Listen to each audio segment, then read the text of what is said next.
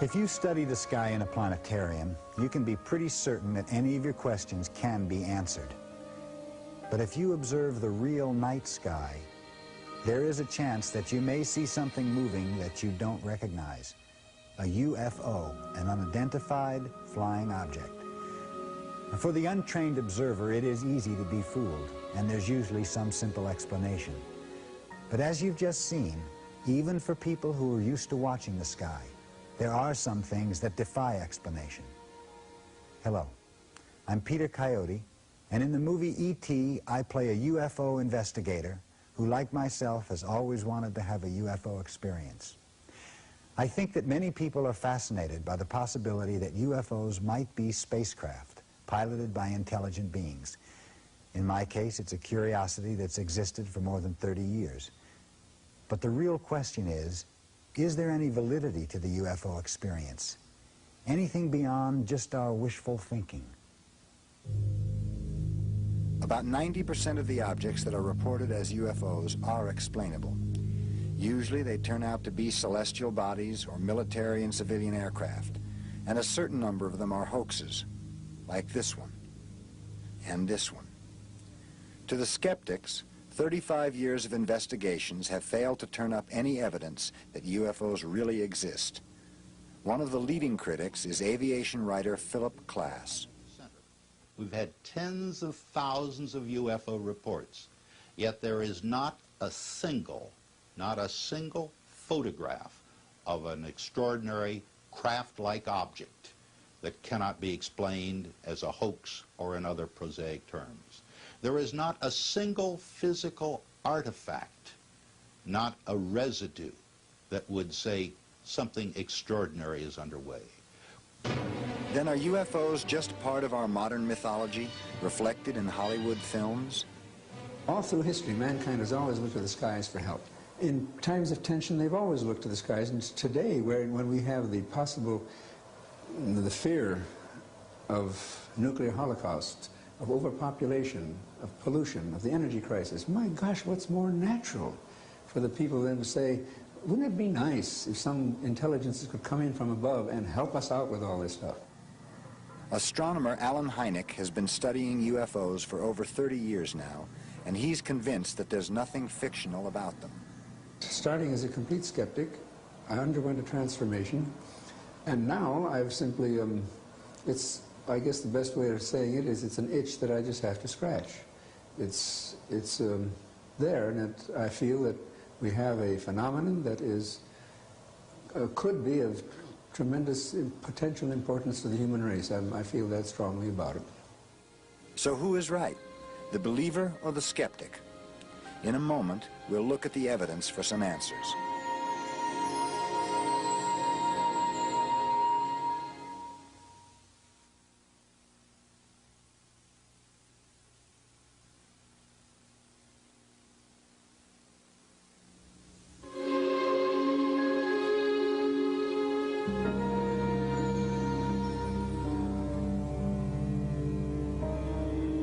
Unidentified flying object. That's what people reported seeing on March of 1982, circling the sky over San Francisco. At least a half dozen people say they saw a UFO near the Golden Gate Bridge this morning.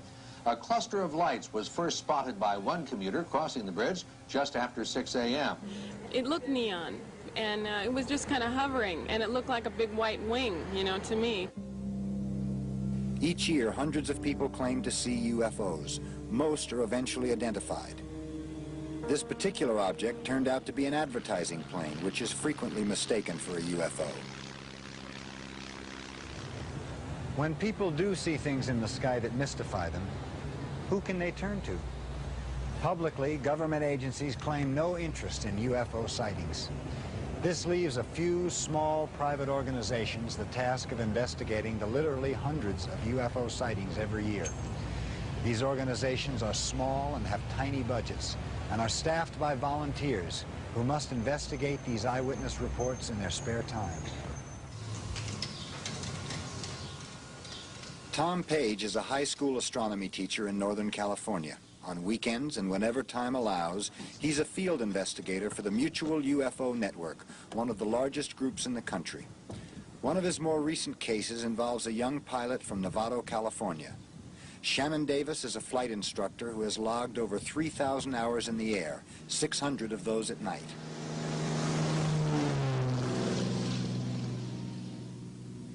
His sighting on the night of November 5th, 1980 is typical of the 5 to 10% that remain unidentified. I noticed the light off of my left wing at about the 7 o'clock position of the airplane.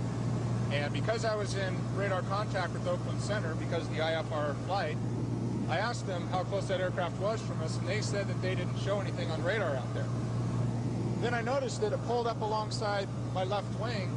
It was a bullet shape, rounded at the front, that widened out and then tapered to a point at the end. But one of the things I really wondered about it is around the main body, the center of it, just past the nose, there was a ring spinning around it. And it did a couple of things simultaneously. What happened is the pulsation quickened up on the nose, and the whole thing went to a very bright color. At the same time, the ring seemed to spin faster till that whole ring disappeared. And within a matter of seconds, the brightness of the object appeared to be just like a glowing bright fireball. And I kind of jumped because at first I guess I was thinking it was some kind of missile that was detonating. And the thing took off forward, and it shot out to forward of the nose. I estimated about 2 or 3 miles ahead of the aircraft, and it made an instantaneous 90-degree right-angle turn, and it went vertical until it went up out of sight. And I sat there looking at it, and I didn't know what to think. 5 minutes later, Shannon saw the object again, and it repeated the same pattern. Only this time, 2 pilots flying in the opposite direction also saw the UFO.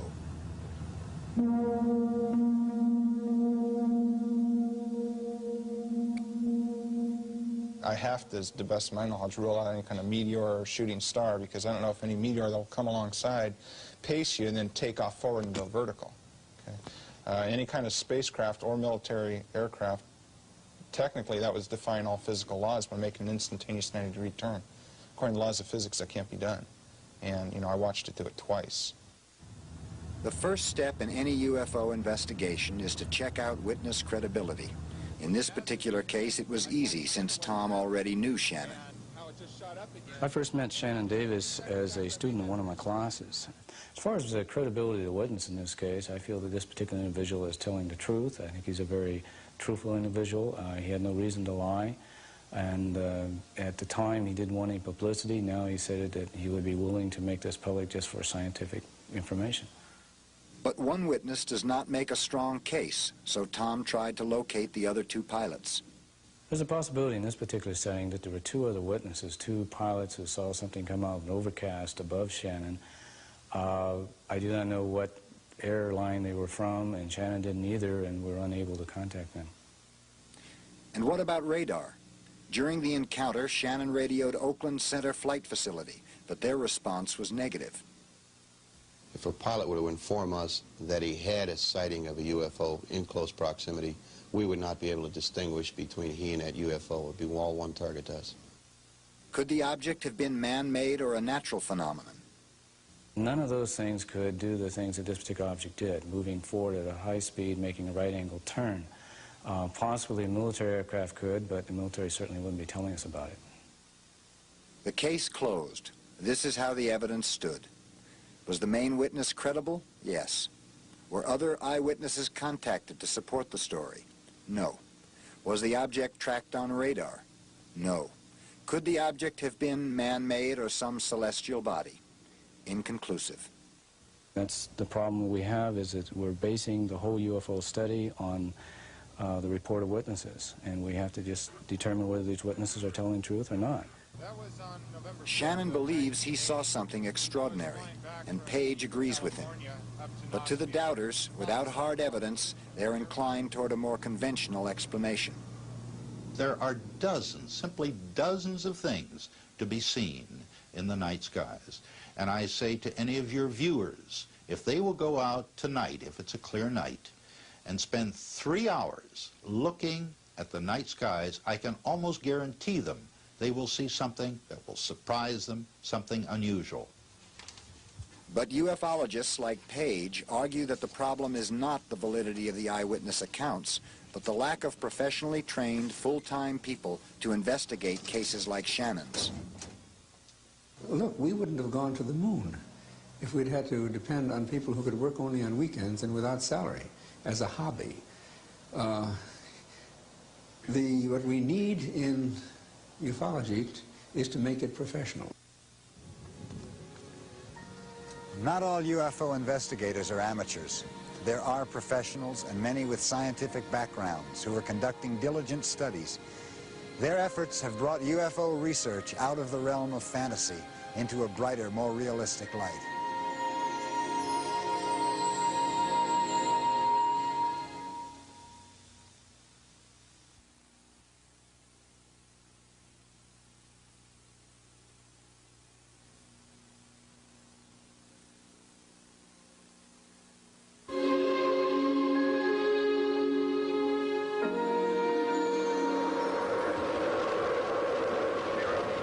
In the last 40 years, technology has moved us from an earthbound existence straight into the outer reaches of space.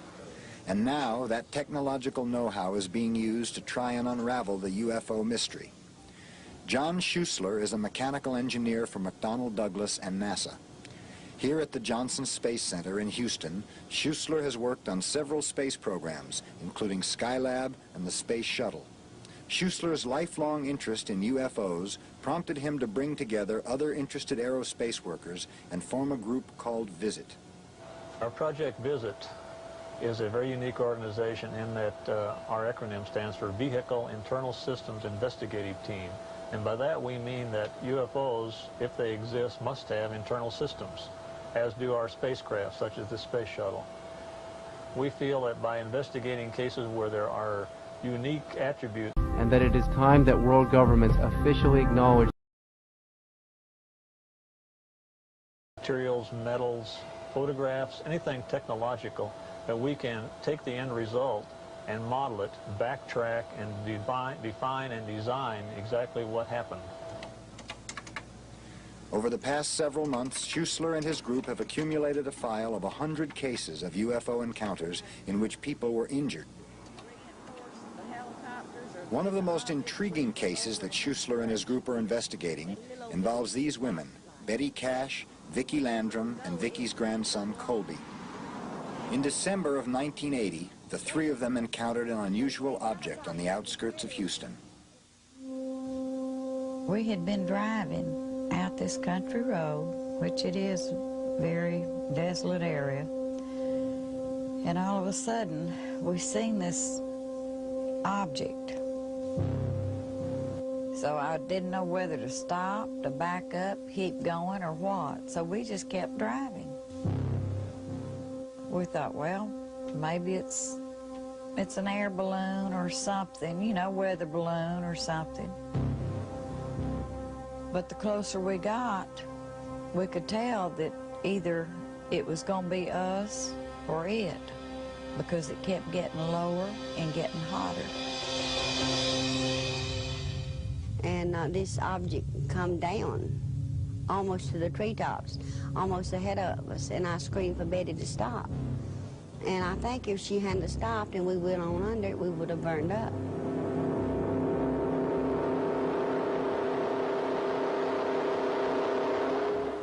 I got out in the car, Kobe and me, for about, I guess, a minute or two, and he was screaming like he was trying to get away from me and then pulling me back in the car, and I got back in the car, and Betty walked to the head of the car.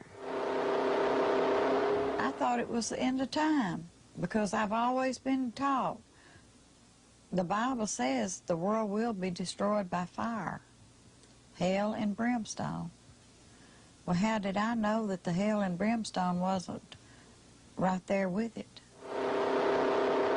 And as hot as it was, if hell is any hotter, God forbid I want to live a good life, because it was just almost unbearable.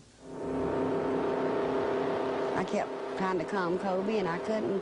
I had to tell him something that would calm him, and I said, if you see this big man come out of it, it'd be Jesus.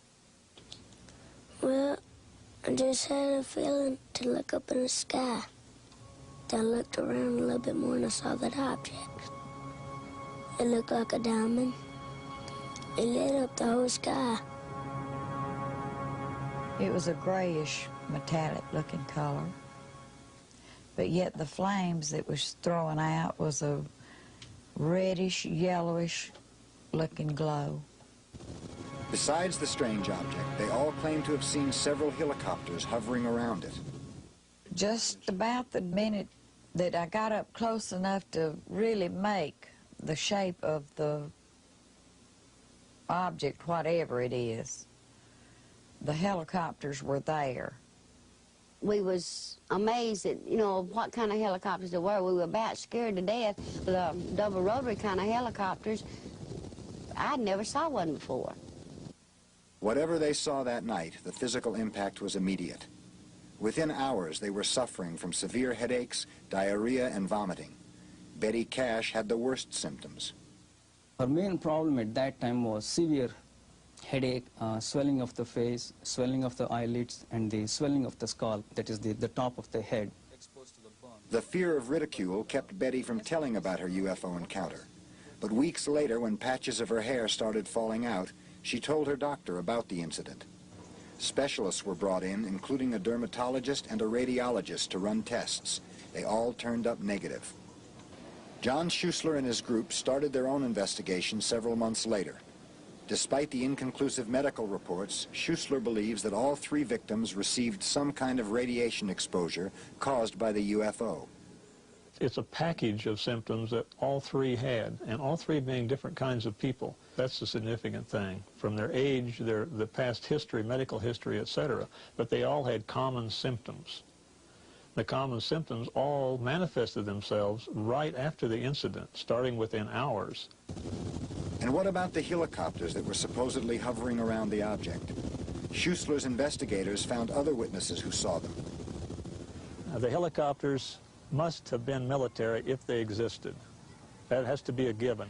There are no civilian operations of CH-47 Chinook-type helicopters in the Houston or Gulf Coast area. Major Dennis Hare is a commander with the National Guard at Ellington Air Force Base near Houston. He says none of the Chinooks in his unit flew the night of the incident. I personally was not up in the air that night, and to the best of my knowledge, no member of my unit or the aircraft that's under my command were up in the air on that particular date.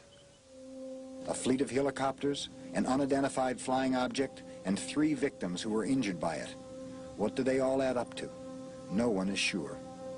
Schuessler and his group think that one possible explanation is that our government may have been testing a secret aircraft that night, powered by some type of microwave propulsion system. The craft may have gone out of control, almost touching down when Betty, Vicky, and Colby saw it. They have what would normally be seen from a heavy dose of microwave and possibly an X-ray component. And we do know that pulsed microwave gives off an X-ray component. But if the military is involved, they deny it.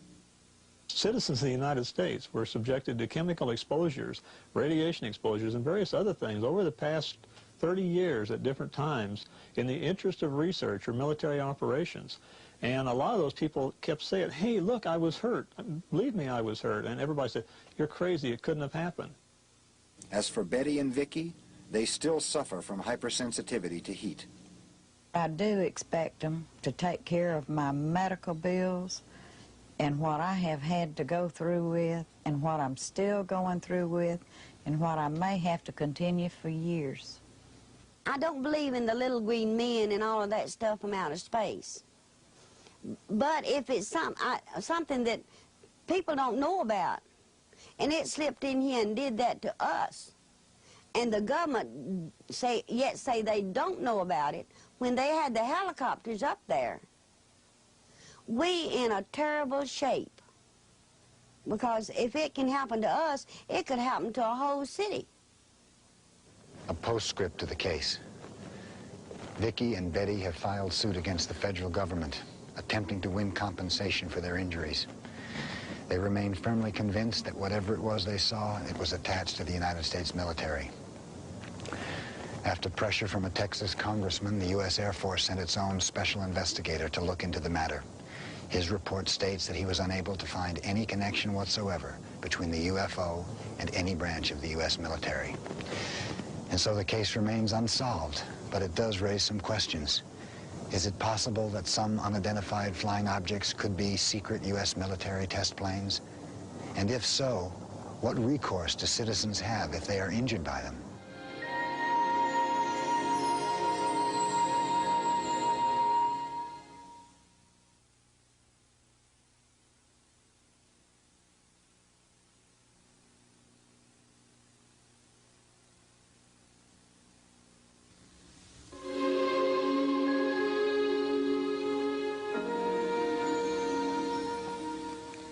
The earth, it's so beautiful. Where is it? Below me, And what are you doing? flying around. We're leaving the earth. Under deep regressive hypnosis, Carol Del Duca is recounting a bizarre story in which she was whisked away in a spaceship. Her husband, Joseph, also under hypnosis, tells the same story. Is it real or imagined?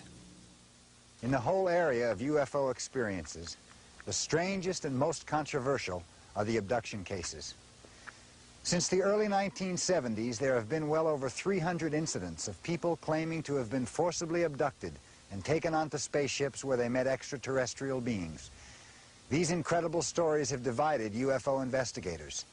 Our own examination of this began with Joseph and Carol Del Duca's own story. Like a glow on the outside. The Del Duca case was investigated by Dr. Richard Sigismund, a social psychologist in Boulder, Colorado.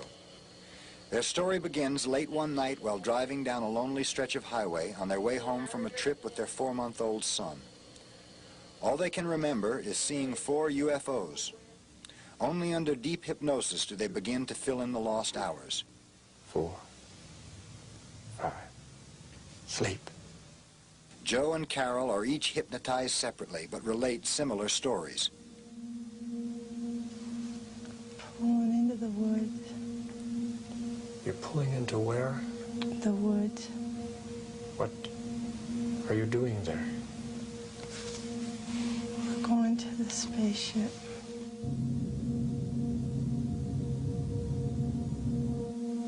Going to a what? The Carol? spaceship.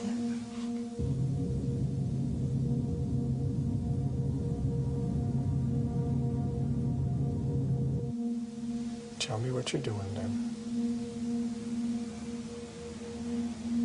Going into the room.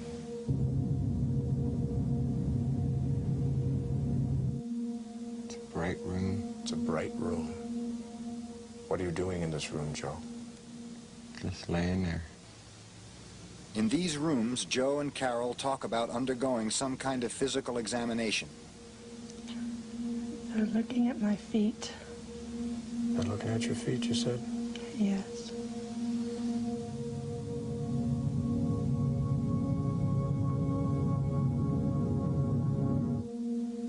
It's hurting me.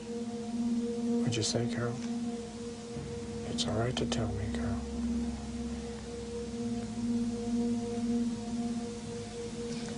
They're hurting my ankle. They're doing what? They pulled on my ankle. Feels like they broke it.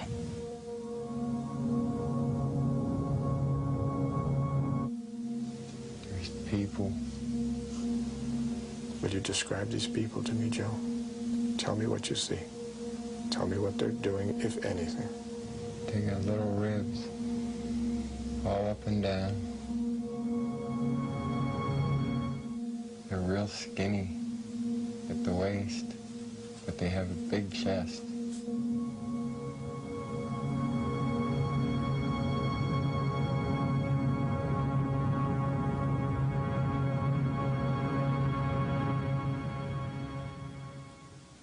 It's clear that Joe and Carol are reliving an intensely emotional experience, especially Joe, who describes an unusual meeting with one of the entities.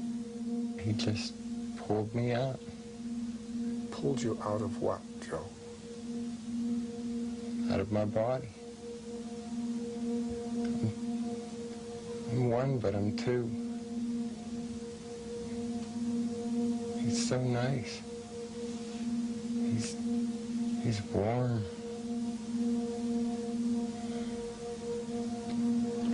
He likes me.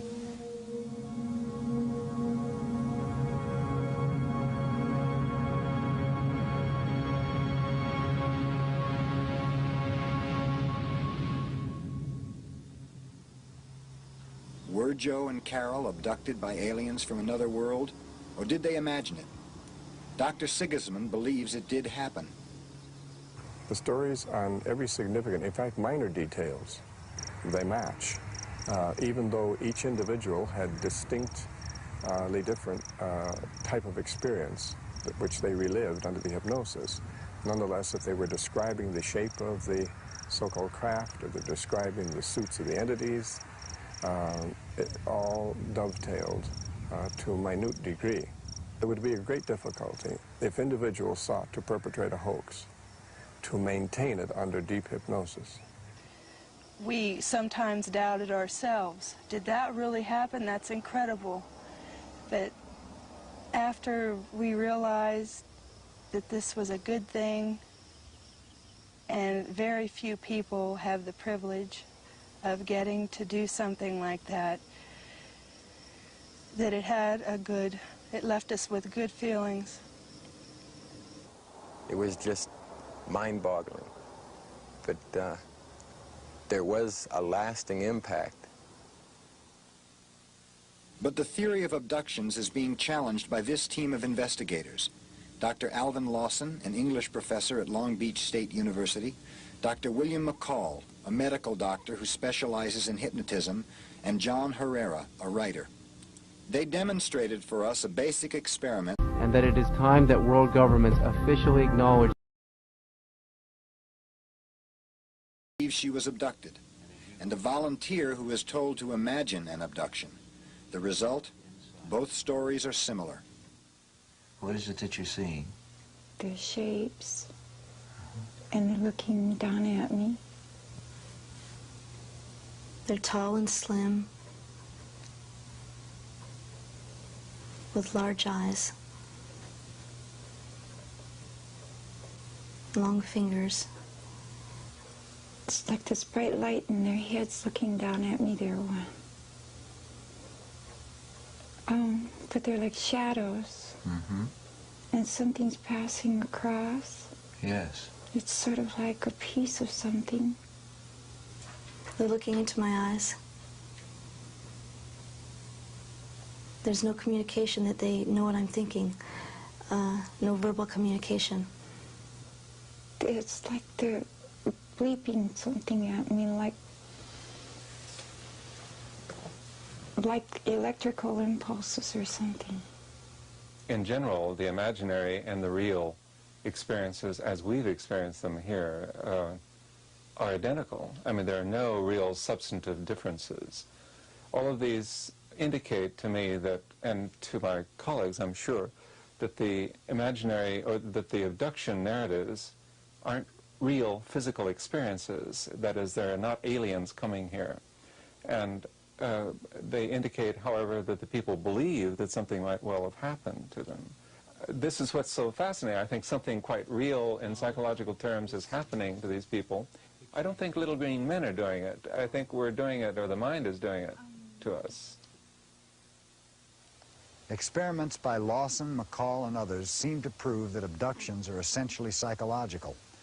This does not invalidate them, however, and they are still happening to people all over the world. It's up to the researchers to find out why.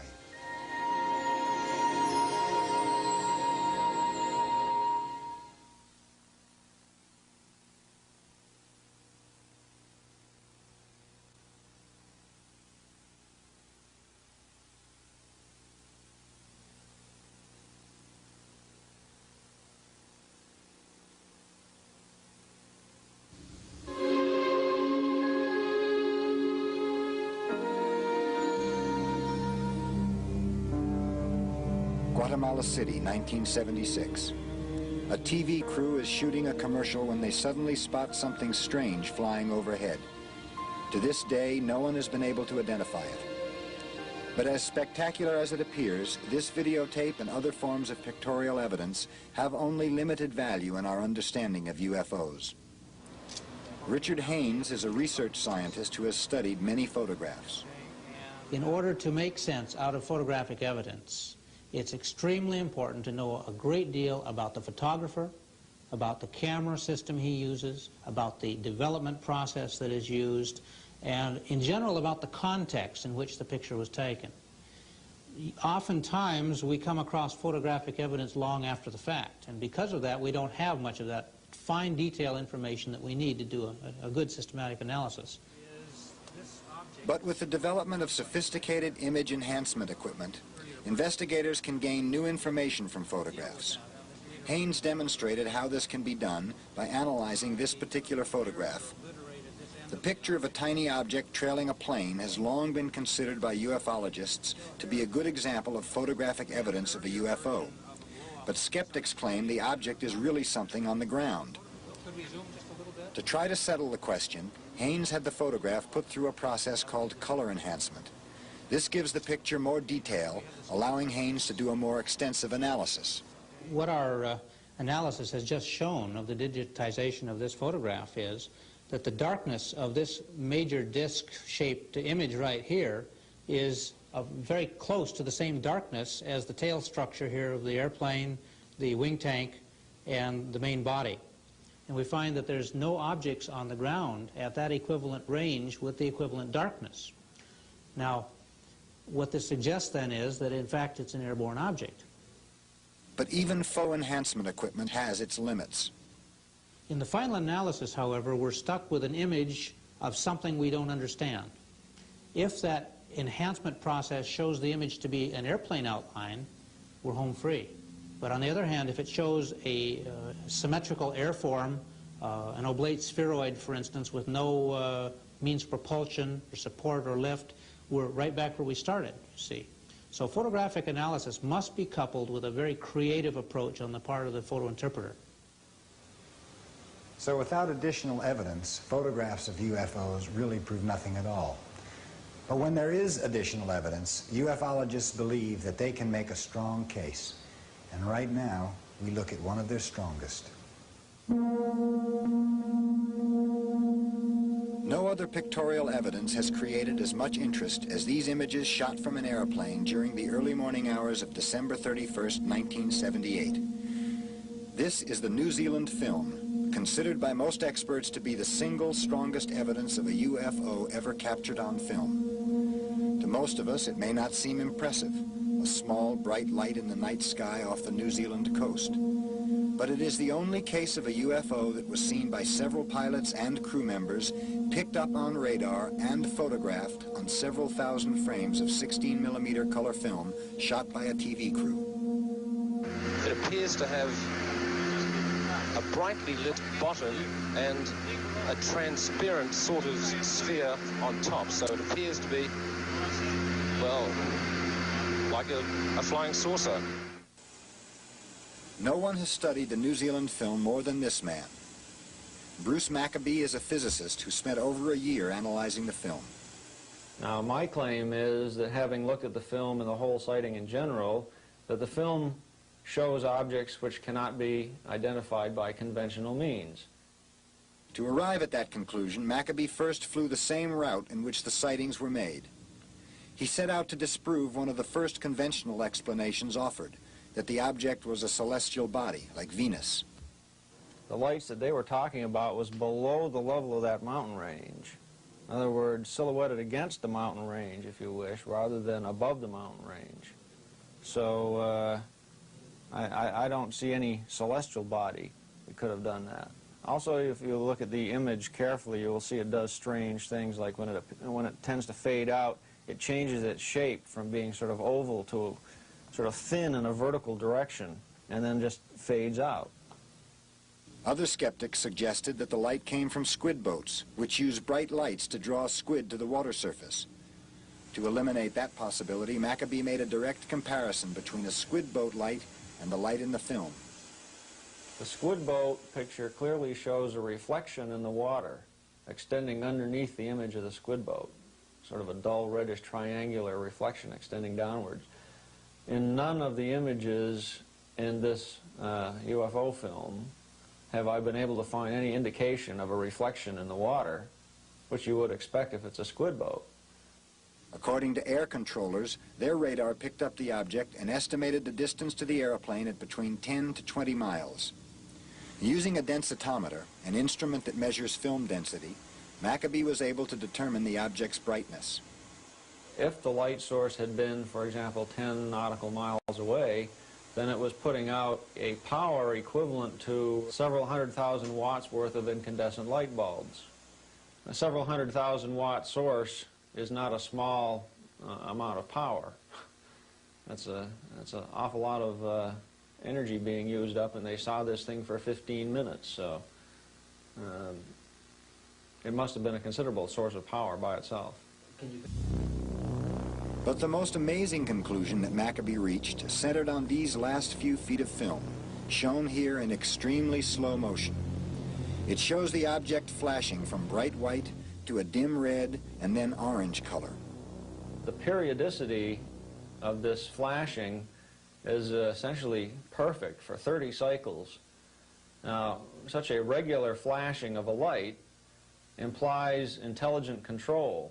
We could find no human-made light source to account for it. So the periodicity suggests intelligence, and yet we can't find any conventional explanation. So that suggests that we have some sort of an intelligence on our hands here, and that removes it beyond the pale of science, I'm afraid. No one has yet been able to refute any of Maccabee's work. He believes that the significance of the New Zealand film goes far beyond the scope of just one case. The hard evidence left over in this case suggests we have something which cannot be explained in conventional terms, and that opens up a new field of investigation in science. It suggests that we should go back and rethink what we've been saying about other UFO cases.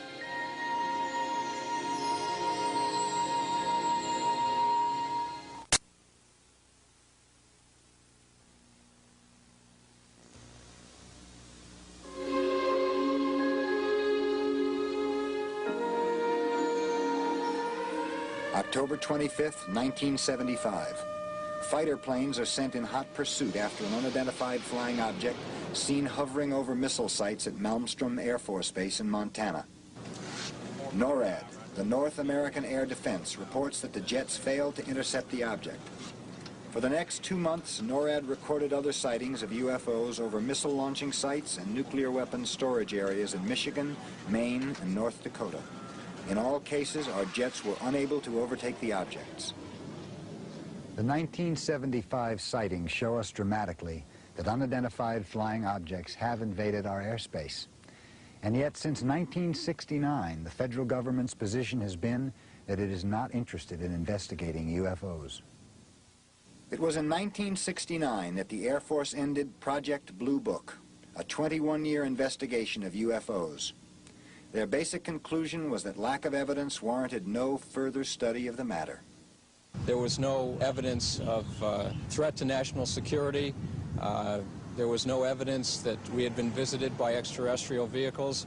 And finally, there was no evidence that after evaluating these UFO sightings, that there was any indication of scientific knowledge, the existence of scientific knowledge beyond the present state of knowledge. But government documents on the NORAD incidents, as well as thousands of other reports, reveal that the government continues to investigate a phenomenon that is much more than just a few isolated incidents. Since 1969, as many as 10 governmental agencies have been involved in UFO inquiries, including the CIA, the FBI, the National Security Agency, and the Air Force. Attorney Peter Gersten has led the fight to unearth these documents on behalf of a group called Citizens Against UFO Secrecy.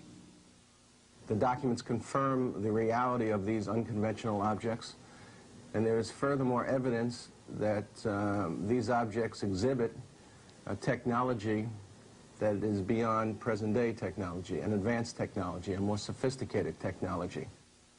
A graphic example of that technology was reported in this document about an incident on September 19, 1976 in Iran. An F-4 jet similar to this one was sent to intercept unusual objects seen over the city of Tehran. As the F-4 approached the brilliant object, the jet lost all instrumentation and communication. Later, when the jet tried to shoot a missile at a second object, the F-4's weapon control panel went dead. What makes this incident interesting and significant is that it involves the malfunction of an American-made defensive tactical weapon system, specifically an F-4 jet. The interesting part of the incident is that the Defense Intelligence Agency did an evaluation of the incident and found the incident to be a classic UFO case because of eyewitness verification, confirmed by radar, and so forth. Documents show repeatedly that UFOs have been able to penetrate our military airspace. In one incident in 1980, UFOs were seen over Kirkland Air Force Base in New Mexico. The base is a highly sensitive installation that includes an advanced weapons research laboratory. Documents show that bright objects were able to land at the base undetected by radar. When security police tried to pursue the objects, they took off. UFOs pose a threat to national security for many reasons, the first of which relate to the general principle that these objects have been unable to be identified by this government for the last 35 years. Another reason we see in the documents, which relate to the overflights over the military bases in 1975, the unrestricted and unlimited access that these objects had. But Gersten and his group have been stopped in their pursuit of more information. The CIA refused to send Gersten 57 documents, and the Air Force has 100 documents that it refused to release. And recently, the National Security Agency did not release 160 documents for the same reason, national security. And in May of this year, and that it is time that world governments officially acknowledge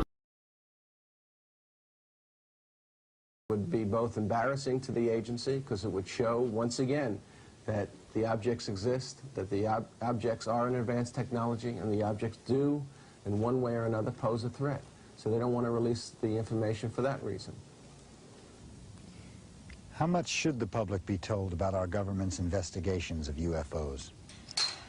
It's true that some information pertains to national defense and should be classified. But what about other information?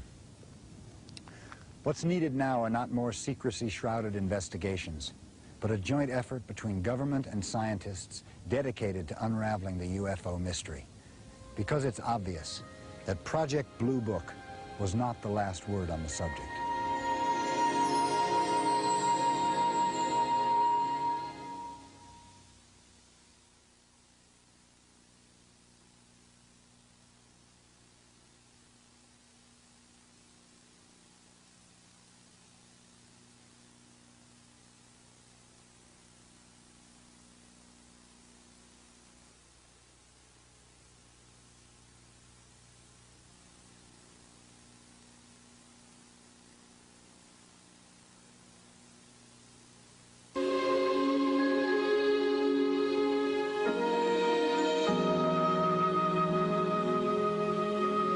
Many astronomers would agree that it is likely that there are other civilizations in our galaxy. But most astronomers doubt that we have been visited by aliens. You see, no other civilization could know in advance that we exist, because our only means of telling them about us are by radio waves that we broadcast into space, and we've only been doing that half a century, which means there's a big sphere of radio radiation expanding outward at the speed of light. That's how fast radio waves go. Now about 50 light years in radius. And even with the most optimistic guesses, the most likely nearest civilization is many times further away than that. So any extraterrestrial spaceships visiting Earth would have to have been cruising around sort of at random, looking in space in general. And if you work out the numbers, it turns out you'd have to suppose that every conceivable civilization that could exist would be launching ships at the rate of one every few seconds to account for the number of reports of UFOs that are made here on the Earth. If not aliens, then what do UFOs represent? For scientists like Abel, the answer is very little, if anything. I think it's fair to say that members of the scientific community would be extremely delighted to investigate UFOs very seriously if there was anything concrete to investigate. The difficulty is, the more you look into it, the more you find the evidence is hearsay or slipshod evidence or things which we can very well understand without the need to investigate. I can appreciate the desire of the physical scientists, the so-called hard scientists, to have what they call hard data. I would like it too. But when you have a phenomenon that doesn't seem to produce the hard data, one might as well have asked Sigmund Freud, what is the hard data in dream analysis? What do you take in the laboratory? What do you put under a microscope in dream analysis? And yet we have the whole structure of psychoanalysis today. And so we've come full circle around the subject of UFOs, and it's a standoff between those who believe and those who don't. But it seems to me that ufologists have a strong case when they argue for a serious investigation of the phenomenon, because scientists who dismiss UFOs are either unwilling or unable to refute the most outstanding cases, like the New Zealand film. If documents show that sightings over military installations are taken seriously by our government, shouldn't that be investigated? If a videotape shows an object that defies identification, shouldn't it be analyzed? And if people believe they were abducted by aliens from outer space, isn't that a subject that merits psychological study?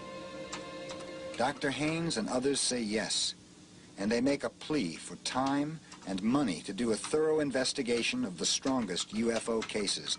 But even more important, they want their fellow scientists to keep an open mind. Because we're dealing with a phenomenon we don't understand. And because of that, we need to keep every avenue open in terms of the approach taken to understand it. It might take physics, some breakthrough in molecular physics, let's say, or plasma physics.